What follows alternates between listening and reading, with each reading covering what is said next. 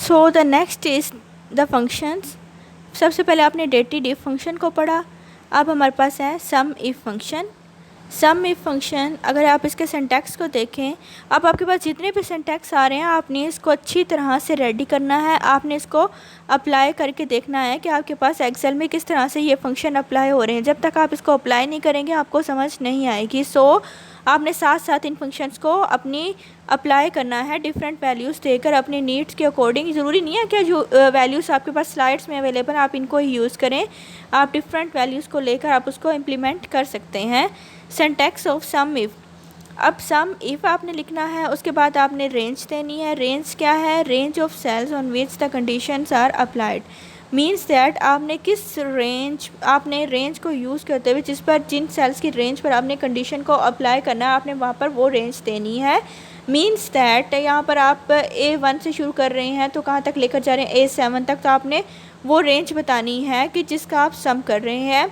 Criteria, condition that define which cell or the cells will be added, उसके साथ उसका criteria आ जाएगा। This is the A7 is the criteria.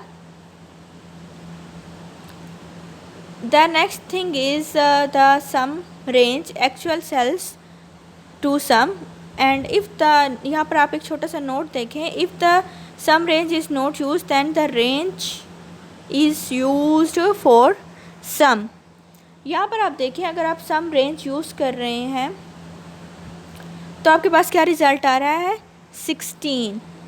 और अगर आप सम रेंज यूज़ नहीं कर रहे तो आपके पास क्या रिज़ल्ट आ रहा है?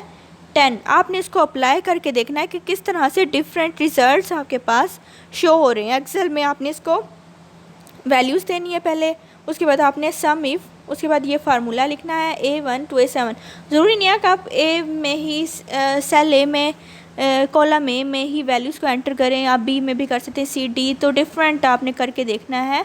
उसके बाद आपने ये फार्मूला, अगर आप कॉलम ए यूज़ करें तो आप A1 A7 उसके अकॉर्डिंग लिखेंगे। अगर आप कॉलम ए में वैल्यू एंटर नहीं करें, लेट्स सपोज आप सिर्फ बी को यूज़ करना चाह रहे हैं, तो यहाँ पर आप बी की वैल्यूज़ को लिखेंगे, ठीक है ना। उसके बाद आप उसको अप्लाई करेंगे तो उसके बाद आपके पास रिज़ल्ट क्या शो हो रहा है?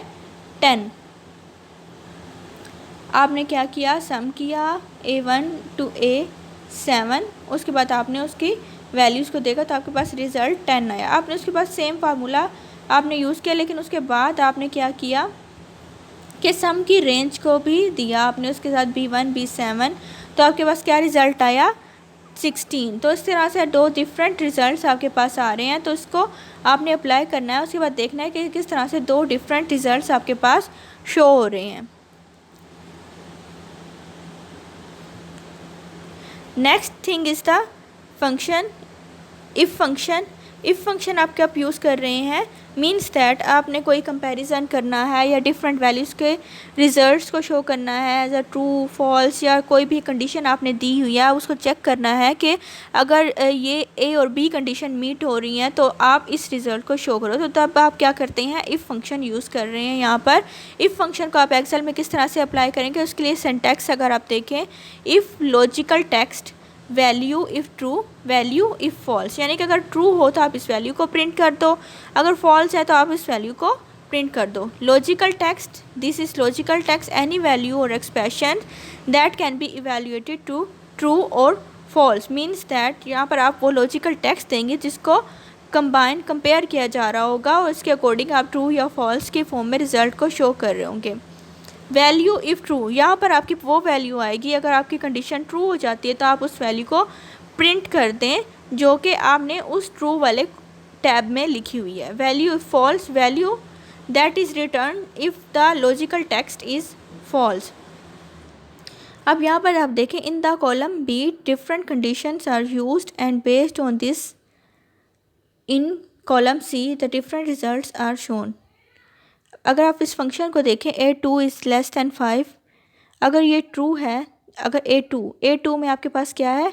5 क्या है? लेस है 5 से, तो आप क्या करो? ट्रू प्रिंट कर दो, अदरवाइज़ फॉल्स। अब यहाँ पर देखें A2 में 5 अवेलेबल है जो कि 5 से लेस नहीं है, तो ये फॉल्स है, तो रिज़ल्ट में आपके पास क्या आ जाएगा? False. If A2 is greater than 5 then print true और फॉल्स। अब देखें A2 इक्वल टू 5 है तो यहाँ पर भी फॉल्स रिजल्ट शो हुआ। Next condition is if A2 is equal to 5 then print true otherwise false. तो A2 आपके पास इक्वल टू 5 है तो ये ट्रू हो गया, तो यहाँ पर आपके पास रिजल्ट क्या आया, true. Next is if A2 is greater than equal to 5, अगर ग्रेटर दैन इक्वल टू 5 है तो क्या प्रिंट होना चाहिए, 20 अदरवाइज 10। तो यहाँ पर A2 इक्वल टू 5 है, एक कंडीशन हमारी मीट हो रही है तो यहाँ पर 20 प्रिंट हो गया। If A2 is less than or equal to 5 then print A otherwise print B। A2 is equal to 5, so the option A is printed in the result.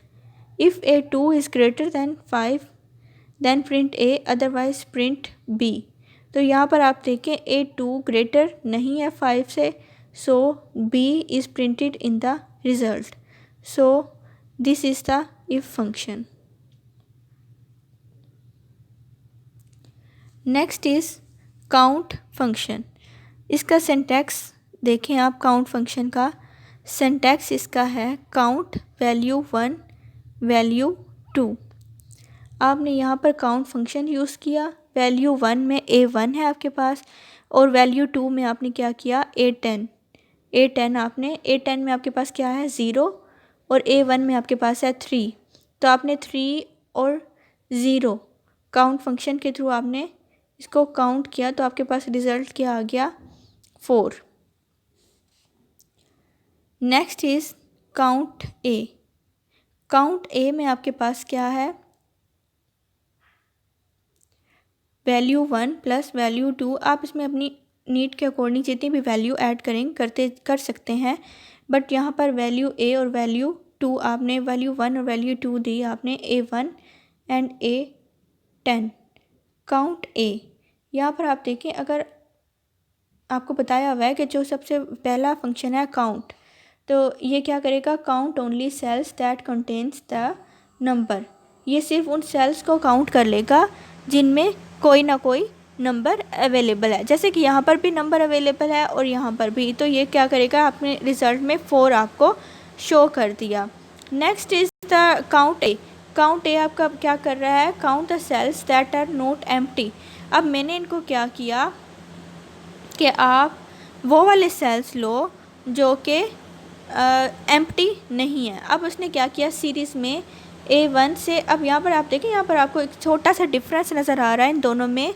यहाँ पर आपके पास सेमीकोलन यूज़ हो रहा है, यहाँ पर आपके पास कॉलन यूज़ हो रहा है। तो इन दोनों में मेन डिफरेंस, इसको आपने अच्छी तरह याद रखना, आपने ये मिस्टेक नहीं करनी, इन दोनों साइंस को मिस्टेक में नहीं लेना। काउंट के साथ आपके पास कौन सा साइन यूज़ हो रहा है, सेमीकोलन, और काउंट A के साथ आपके पास क्या यूज़ हो रहा है, सिंपल कॉलन। अगर आप देखें यहाँ पर ये क्या करेगा, काउंट करेगा सेल्स को दैट आर नॉट एम्प्टी। अब यहाँ पर देखें, यहाँ पर सेल A3 ये भी एम्प्टी है और सेल A8 ये भी एम्प्टी है, तो ये इन 2 सेल्स को स्किप कर देगा और बाकी सेल्स को काउंट करके, आप देखिए 10 में से ये 2 एम्प्टी सेल्स को आप माइनस करें तो बाकी कितने सेल्स आपके पास बचते हैं, 8 ना। तो यहाँ पर आपके पास रिज़ल्ट में 8 शो किया हुआ है। The next is count blank. अब देखिए, आप जितने भी ब्लैंक सेल्स हैं जो कि एम्प्टी सेल्स हैं, आपने उसको काउंट करना है, तो आप उसके लिए क्या करेंगे, सीरीज़ में उन सेल्स को काउंट कर लेंगे, काउंट ब्लैंक। उसके साथ आपने क्या किया, A1 और उसके साथ कोलन और A10। आपने क्या किया, A1 से A10 तक जितने भी सेल्स हैं आपने उसको काउंट करना है। काउंट करने के बाद आपने ब्लैंक सेल्स को रिज़ल्ट में क्या शो करना है कि जितने भी ब्लैंक सेल हैं, यहाँ पर आपके पास सिर्फ 2 ब्लैंक सेल हैं, तो यहाँ पर आपके पास रिज़ल्ट में 2 आपके पास रिज़ल्ट शो किया गया है, जो कि ये शो कर रहा है कि आपके पास ब्लैंक सेल्स 2 हैं। Next is count if. Count if आपके पास क्या है, आपने उसने रेंज शो की, उसके साथ उसका क्राइटेरिया। इसमें आपको बताया हुआ है कि count number of cells that meet the given condition. अब यहाँ पर आपने किया count if A1 colon A10 is less than equal to 5। Less than equal to 5 जब आपने किया, आपने क्या किया, वो वाले सेल्स उनको शो किया जो कि less than or equal to 5 थे। A1 से A10 तक आपने वो वाले सेल लिए जो कि लेस देन और इक्वल टू 5 थे, तो यहाँ पर आपके पास 1 2 और 3 तीन सेल्स आपके पास लेस देन इक्वल टू 5 है, तो आपके पास वो शो हो गए।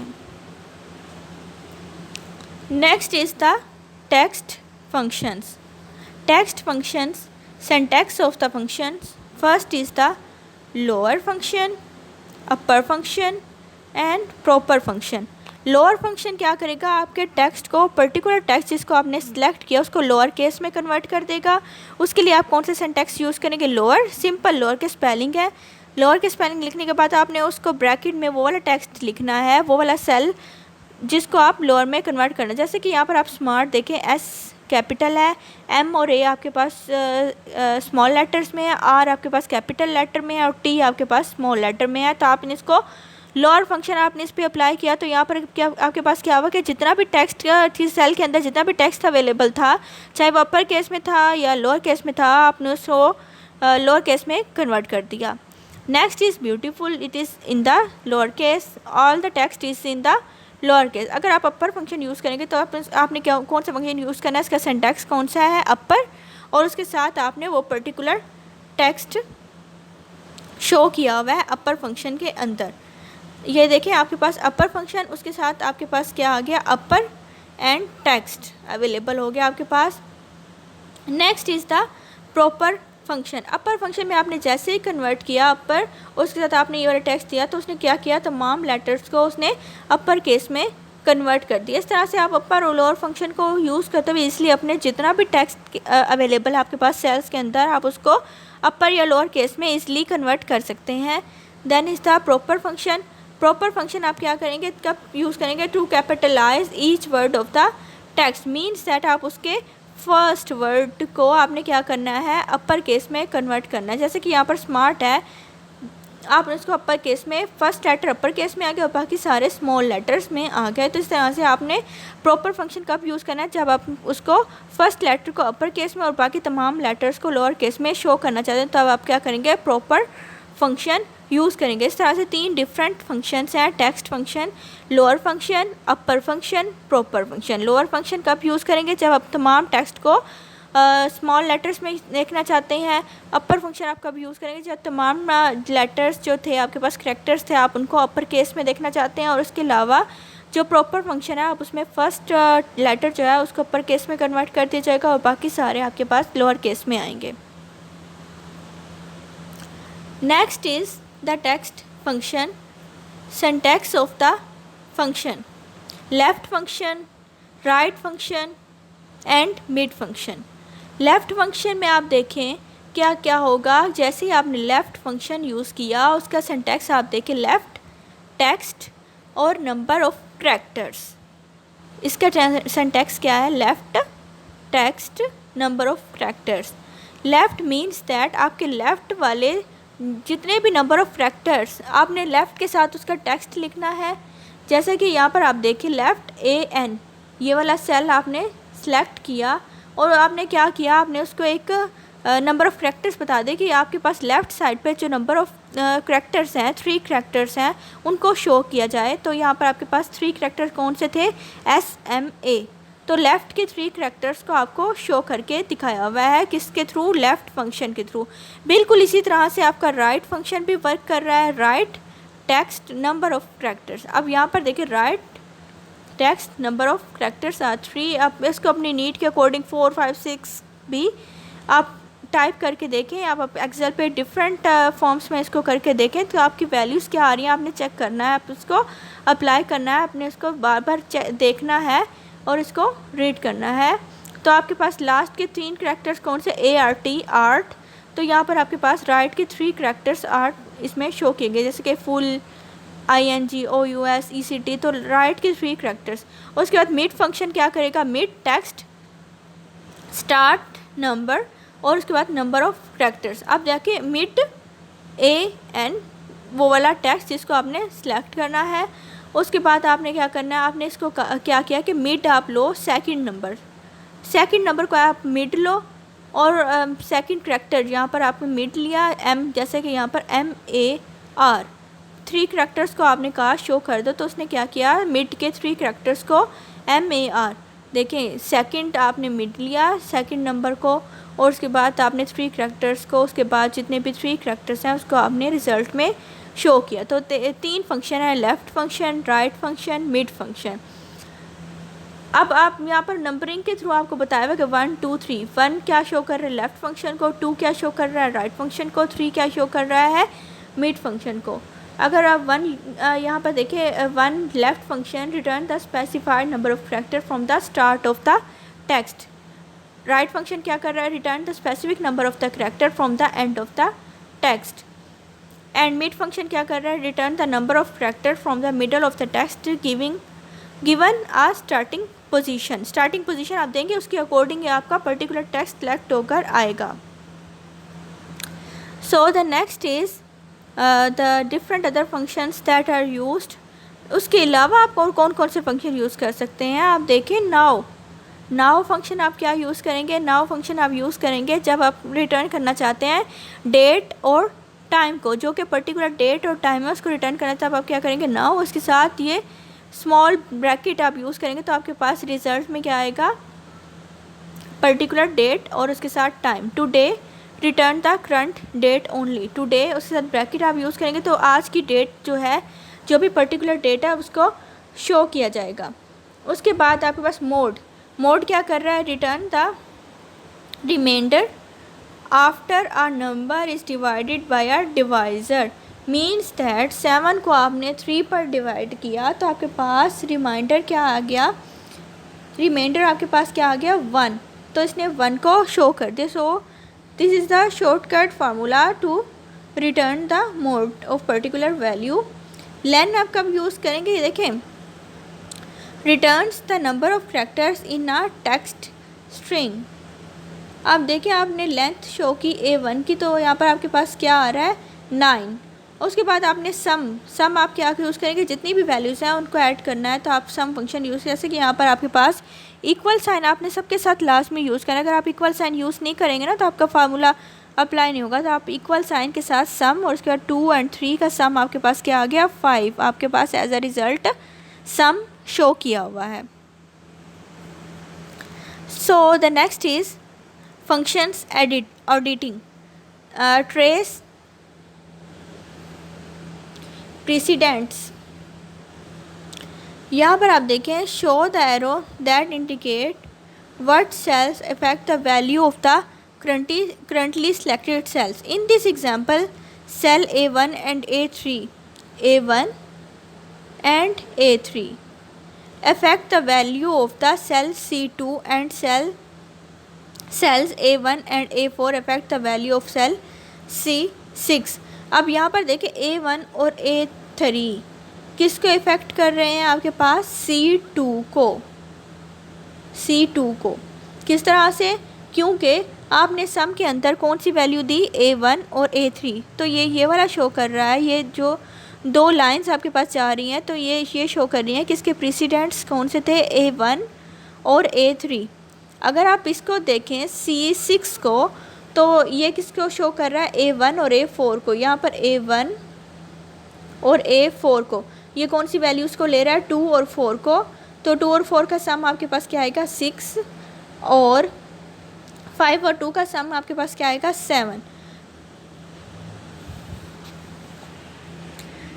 ट्रेस डिपेंडेंट्स क्या करता है, आपके पास show the arrow that indicate what cell are affected by the value of the currently selected cell. In this example, the cells C2 and C6 are affected by the value of A1 of the cell C2 and C6। अब देखें दोनों में A1 use हो रहा है। आप इस diagram में देखें दोनों में क्या यूज़ हो रहा है A1 और A6। These are the dependents। In this example, the C2 and C6 are affected by the value of cell A2 and cell C6 is also affected by the cell A4 को आपको बताया हुआ है। अब यहाँ पर देखें A1 और A3 सम C2 में आप देखें सम A1 A3 आपको दिखाया हुआ है और अगर आप C6 को देखें तो सम A1 प्लस A4 आपको दिखाया हुआ है।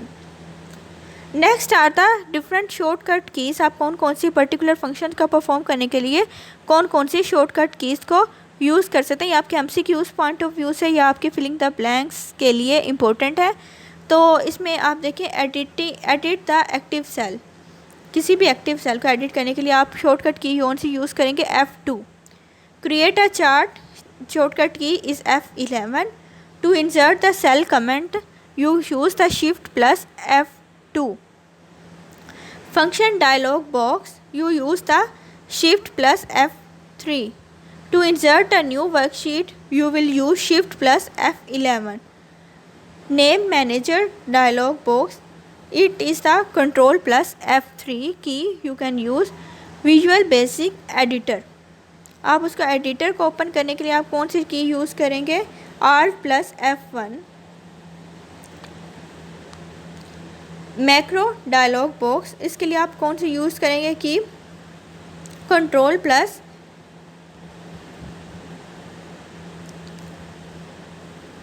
यहाँ पर आप देखिए मैक्रो डायलॉग बॉक्स आपको बताया हुआ है, मैक्रो डायलॉग बॉक्स। इसके लिए आप कौन सी शॉर्टकट की यूज़ करेंगे, Alt प्लस F8। उसके बाद आपके पास कौन सी कीज़ हैं किसके लिए, unhide the columns, hide the selected row, unhide the row, select all the cells with the comment. जिन सेल में कमेंट है उन सारे सेल्स को सिलेक्ट करने के लिए आप कौन सी शॉर्टकट यूज़ करेंगे, control plus shift plus O। Down fill के लिए आप यूज़ करेंगे कंट्रोल D। राइट फिल के लिए आप कंट्रोल R यूज़ करेंगे। Enter the sum of the functions in the cell.